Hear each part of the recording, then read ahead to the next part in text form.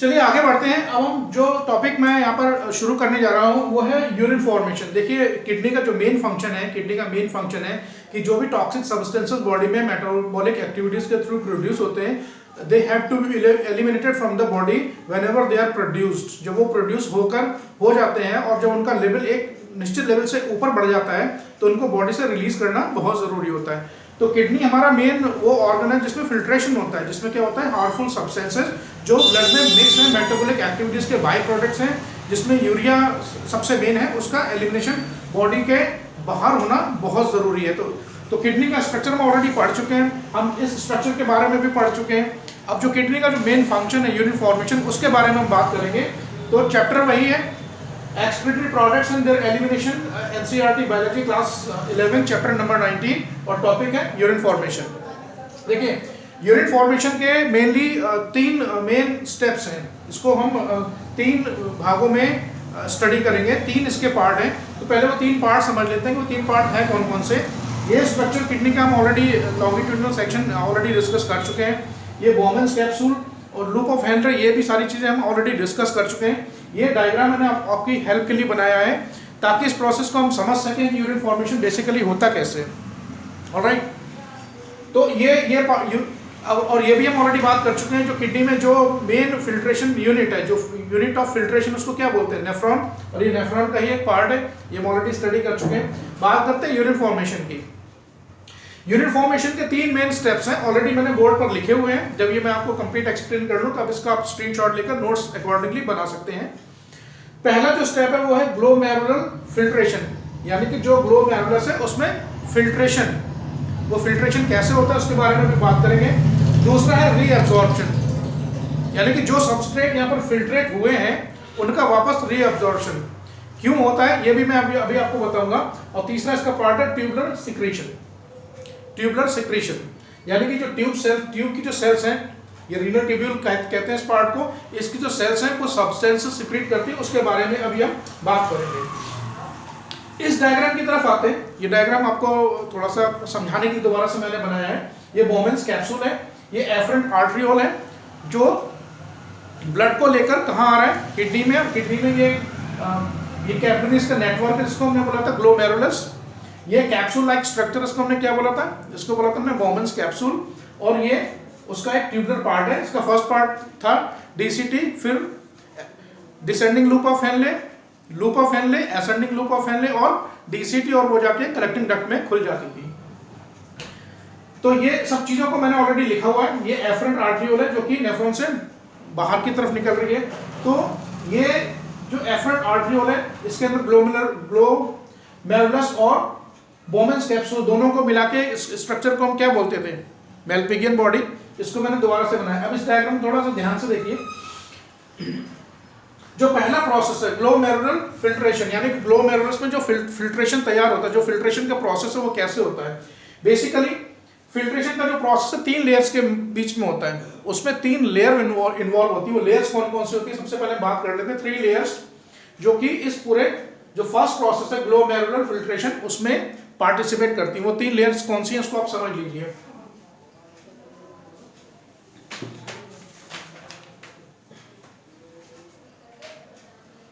First layer है endothelium of B vessels, का मतलब ब्लड वेसल्स। ये जो ब्लड वेसल्स किसके अंदर एंटर कर रही है, नेफ्रॉन के अंदर। नेफ्रॉन चूंकि एक बहुत ही माइन्यूट स्ट्रक्चर है, तो जो आर्टरियल होती है जब वो एंटर करती है तो they divide into very fine thread like structures called capillaries. और जितना भी एक्सचेंज ऑफ मटेरियल होता है वो कैपिलरीज के माध्यम से होता है, क्योंकि कैपिलरीज की जो वॉल है, जो लाइनिंग है, बहुत ही थिन होती है, बहुत ही महीन, 1 mm से भी कम उसकी थिकनेस होती है। ऑलराइट, तो पहली जो लेयर है, जो मैंने बताया फिल्ट्रेशन किन 3 लेयर्स के बीच में होता है, 3 लेयर्स के बीच में होता है। पहली लेयर का नाम इधर लिखा हुआ मैंने, आप देख सकते हैं, एंडोथेलियम ऑफ ब्लड वेसल्स। जो ये ब्लड वेसल्स हैं इनकी जो अंदर की लाइनिंग है वो एंडोथेलियल सेल्स से मिलकर बनी हुई है। एंडोथेलियम सेल्स की एक लेयर है, पहली लेयर ये है। दूसरी लेयर क्या, एपिथेलियम ऑफ बोमेन्स कैप्सूल। ये जो बोमेन कैप्सूल है इसके अंदर ये देखिए सेल लाइक मैंने स्ट्रक्चर्स दिखाई हैं, ये इसकी एक और लेयर है जिसको बोलते हैं epithelial layer of Bowman's capsule या एपिथेलियम ऑफ बोमेन्स कैप्सूल। ये एपिथेलियम ऑफ बोमेन्स कैप्सूल है। इसके अलावा दोनों के बीच में एक लेयर और पाई जाती है बेसमेंट मेम्ब्रेन। इन दोनों लेयर्स के बीच में एक बेसमेंट मेम्ब्रेन पाई जाती है। और अगर हम तीनों लेयर्स की बात करें, तीनों लेयर्स मिलाकर उनकी थिकनेस इतनी कम होती है, इतना उनका अगर हम डायमीटर की बात करें तो बहुत ही कम डायमीटर होता है, लेस देन 1 mm। ये हम पहले भी पढ़ चुके हैं। इसका पर्पस क्या है कि अगर इसकी थिकनेस ज्यादा होगी तो फिल्ट्रेशन उतने आसानी से नहीं हो पाएगा। तीसरी चीज क्या है कि जो एंडोथेलियल यानी कि एंडोथेलियम जो एंडोथेलियल लेयर है ब्लड वेसल्स की, वो सेल्स कुछ बहुत ही स्पेशलाइज्ड सेल्स होती है। वो हालांकि होती तो सेल्स हैं, लेकिन वो स्पेशलाइज्ड सेल्स होती है। उन स्पेशलाइज्ड सेल्स को क्या बोलते हैं? पोडोसाइट्स। उन स्पेशलाइज्ड सेल्स को क्या बोलते हैं? पोडोसाइट्स। और उनका अरेंजमेंट इस लेयर पे इस तरीके से होता है, वो अलग अलग शेप की होती है। उनका अरेंजमेंट लेयर्स में इस तरीके के बीच में होता है कि यहाँ पर बीच बीच में इनके सेल्स के बीच बीच में कुछ स्लिट्स, पोर्स रह जाते हैं। यहाँ पर डायग्राम में हालांकि मैंने दिखाया नहीं है। इन सेल्स को क्या बोलेंगे? पोडोसाइट्स। यानी कि ब्लड वेसल्स की बोमेन्स कैप्सूल की जो एपिथेलियल लेयर है, वो सेल्स स्पेशलाइज्ड सेल्स होती हैं जिनको बोलते हैं पोडोसाइट्स। और वो कुछ इरेगुलर सेल्स होती है, इरेगुलर उनका शेप होता है। और उनका अरेंजमेंट लेयर में ऐसा होता है कि वो जब जो अरेंज होती हैं तो उनके बीच में कुछ स्लिट्स से कुछ पोर्स रह जाते हैं, और उन्हीं पोर्स के थ्रू ये फिल्ट्रेशन वाला प्रोसेस संभव हो पाता है। कि अगर वो स्पेशलाइज्ड सेल इस तरह से अरेंज ना हो तो एक कंटिन्यूस लेयर बनाएंगे तो फिल्ट्रेशन होने में थोड़ा सा ज्यादा समय लगेगा। तो वो इस तरीके से अरेंज होती हैं कि उनके बीच में कुछ स्लिट्स रह जाते हैं, कुछ दरारें, कुछ छेद जिसको रह जाते हैं, पोर्स रह जाते हैं, वो इन सेल्स के बीच में पाए जाते हैं। क्लियर? अब देखिए, जो ब्लड इसमें आ रहा है, उस ब्लड में क्या है? ब्लड का कंपोजिशन ऑलरेडी पढ़ चुके हैं। ब्लड में ब्लड सेल्स हैं, ब्लड प्लाज्मा है, प्रोटीन है, यूरिया है और सब्सटेंसेस हैं। तो वाटर भी है, ऑब्वियसली उसमें वाटर भी है, उसका कंपोजिशन हम पढ़ चुके हैं। जो ब्लड प्लाज्मा 55%, रेस्ट में क्या? ब्लड कार्ब सेल्स हैं। और ब्लड प्लाज्मा में भी 90% वाटर है, और बाकी उसमें जो इलेक्ट्रोलाइट्स हैं, हाइड्रोजन आयन है, पोटेशियम आयन है, ये सब भी उसमें सारे के सारे मिक्स होते हैं। तो जब होता क्या है, ये जो फिल्ट्रेशन वाला प्रोसेस है, ये बेसिकली संभव हो पाता है प्रेशर ग्रेडियंट में डिफरेंस की वजह से। प्रेशर ग्रेडियंट में डिफरेंस की वजह से जो ब्लड इसमें आ रहा है, जो ब्लड इसमें फ्लो होके आ रहा है, उस ब्लड का जो प्रेशर होता है, क्या होता है? जो प्रेशर होता है जिसको बोलते हैं कैपिलरी प्रेशर। कैपिलरी में जो ब्लड का प्रेशर होता है, तो मैं हालांकि आपके सिलेबस में नहीं है लेकिन मैं फिर भी बताता हूँ, 70 mmHg के करीब होता है। इन कैपिलरीज में जो प्रेशर है वो कितना होता है? 70 mmHg। mm मतलब मिलीमीटर और Hg का मतलब मरकरी, तो आपने पढ़ा होगा।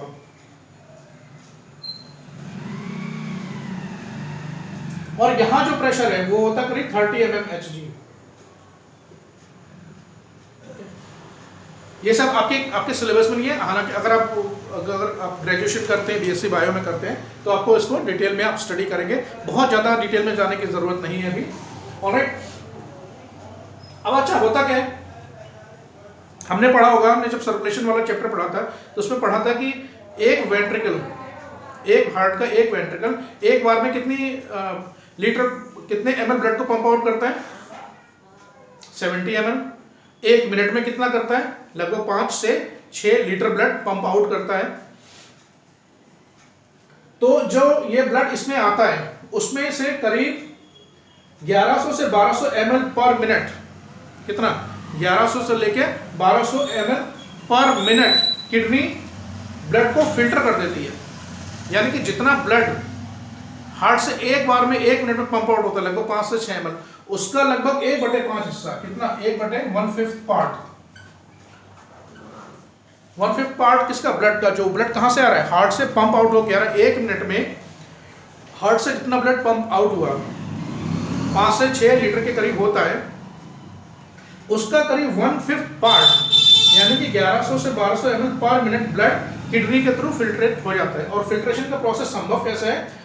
वो संभव होता है जो प्रेशर में डिफरेंस होता है, प्रेशर ग्रेडियंट में डिफरेंस होता है। उन प्रेशर ग्रेडियंट में डिफरेंस की वजह से जो ब्लड है वो फिल्टर होता है। और फिल्टर होने में कौन सी चीज फिल्टर नहीं होती है, ध्यान रखने वाला बात है, ब्लड प्लाज्मा ब्लड प्रोटीन और ब्लड सेल्स ये फिल्टर नहीं होती, उसी में रह जाती है। और उसके बाद जो वाटर है, यूरिया है और जो अदर सब्सटेंसेस हैं जैसे हाइड्रोजन आयन और पोटेशियम आयन, ये फिल्टर होकर ड्रॉप बाय ड्रॉप, बहुत ही, हालांकि बहुत स्लो प्रोसेस है, इस होके ये धीरे धीरे कलेक्ट होने लगते हैं और ये कलेक्ट होने के बाद ये आगे इसमें बढ़ते हैं। 2-3 टर्म है, ये आपको मैं समझाने की कोशिश करता हूँ। एक टर्म है, इंपॉर्टेंट टर्म है, एक नंबर पे क्वेश्चन भी आ सकता है, ग्लोमेरुलर फिल्ट्रेशन रेट। यानी कि जो ये ग्लोमेरुलस है उसका फिल्ट्रेशन रेट कितना है, वो कितने मिनट में या एक निश्चित समय में कितना फिल्ट्रेट तैयार कर सकता है। तो जो ग्लोमेरुलर फिल्ट्रेशन रेट है वो लगभग 125 ml पर मिनट है, यानी कि हर मिनट में 125 ml फिल्ट्रेट तैयार हो जाता है। ध्यान रखने वाला, फिल्ट्रेट यूरिन नहीं है, जो यूरिन बॉडी से बाहर रिलीज होता है उसकी जो क्वांटिटी वो बहुत कम होती है। वो क्या होती है मैं आपको बता रहा हूँ। तो जो फिल्ट्रेट तैयार करती है, यानी कि जो फिल्टर वाला पार्ट है, जो फिल्ट्रेट तैयार हुआ जिसमें सारी चीज़ें हैं, उसमें वाटर भी है, एसेंशियल जो इलेक्ट्रोलाइट्स है वो भी हैं, वो लगभग कितना होता है 125 ml पर मिनट या फिर 180 litre per day, 180 litre per day.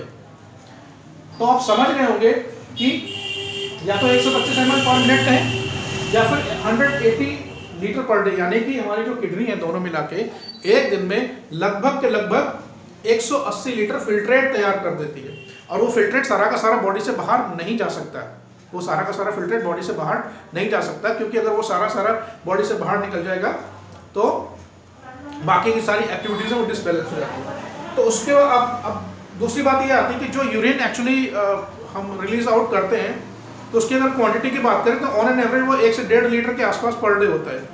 एक सामान्य स्वस्थ व्यक्ति एक दिन में लगभग 1 से 1.5 लीटर के करीब पूरे दिन में 24 घंटे में यूरिन को रिलीज आउट करता है। तो आप देखिए हमारा फिल्ट्रेशन रेट कितने का कितना था, 180 लीटर पर डे, लेकिन यूरिन कितना रिलीज आउट होता है 1.5 लीटर। तो ऐसा मान के इसको अगर आप सही से कैलकुलेट करें कि 99% of the filtrate which is prepared by this moments capsule, वो 99% सारा का सारा रीअब्सॉर्ब हो जाता है और लगभग ओनली 1% रिलीज आउट होता है, जिसको हम यूरिन बोलते हैं। तो पहला प्रोसेस क्या था, glomerular filtration. Glomerular filtration rate मैंने बता दिया, the amount of filtrate prepared by the glomerulus per minute is called glomerular filtration rate, which is equal to 125 ml per minute या फिर 180 लीटर पर डे। ऑलराइट, और ये process, इस process को बोलते हैं अल्ट्रा फिल्ट्रेशन। इसका इस प्रोसेस का दूसरा नाम क्या है, अल्ट्रा फिल्ट्रेशन। ऑलराइट, दूसरा है प्रोसेस ऑफ रीअब्जॉर्प्शन। रीअब्जॉर्प्शन मैंने आपको यहीं पर आपको समझा दिया कि जितना फिल्ट्रेट तैयार होता है, all the filtrate can not be released out, ये सारा का सारा फिल्ट्रेट रिलीज आउट नहीं होता है। वो फिल्ट्रेशन अमाउंट कितना है, लगभग 180 ml, 180 लीटर पर डे, लेकिन उसका लगभग 99% वो जो हमारे रीनल ट्यूब्यूल के पार्ट है, यानी कि इसके जो अभी आगे के पार्ट है उसको भी हम पढ़ेंगे, वो उनके द्वारा रीअब्सॉर्ब कर लिया जाता है, वो उनके द्वारा रीअब्सॉर्ब कर लिया जाता है। तो कितना पोर्शन रीअब्सॉर्ब हो जाता है, 99% of the filtrate is reabsorb by the renal tubule. Renal tubule वाले पार्ट से 99% फिल्ट्रेट पार्ट रीअब्सॉर्ब हो जाता है। तीसरा पार्ट है ट्यूबुलर सिक्रीशन। जो ये ट्यूबुलर वाला पार्ट है, ये जो ट्यूबुलर वाला पार्ट है कुछ इंपॉर्टेंट एलिमेंट्स सिक्रेट करता है। उन एलिमेंट्स के नाम क्या है वो आपको मैं बता देता हूँ।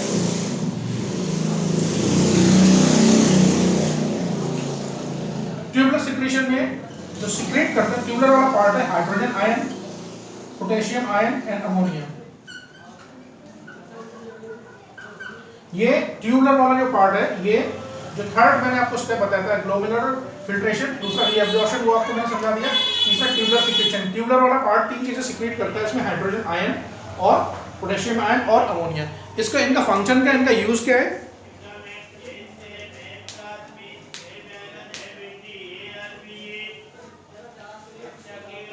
इनका जो फंक्शन है वो जो बॉडी का आयनिक बैलेंस है, यानी कि आयंस की मात्रा बॉडी में, फ्लूइड्स में जो आयंस की मात्रा है, कॉन्सेंट्रेशन है, वो ऑप्टिमम रहे, वो बिल्कुल ठीक रहे, वो वेल मेंटेन रहे।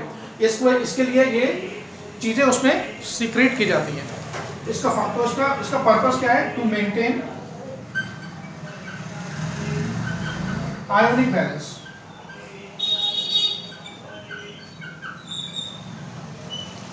तो ये था हमारा यूरिन फॉर्मेशन का पूरा प्रोसेस।